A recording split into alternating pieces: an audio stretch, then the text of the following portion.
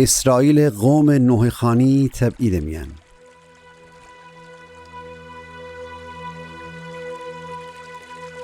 بابل روخان ورجه بینیشتیم و اورشلیم خاطر باوردیم و گریه بکنیم.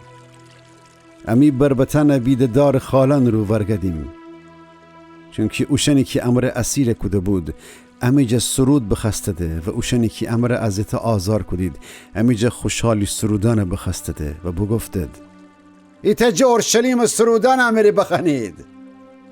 ولی چطور او زماد که غربت میان ایساییم خداوند سرودان بخنیم.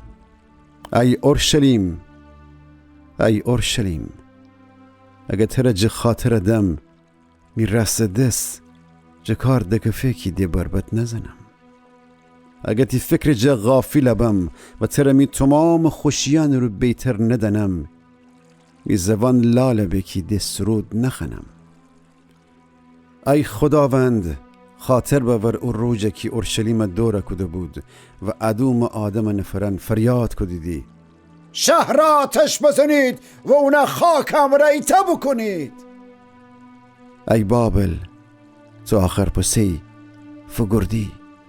مبارک با اونی که او بلایه که تو امی سر باوردی تی سر باوره. خوشبخت با اون که تی زکنه بگیره و اوشن سخریان رو فکوفن.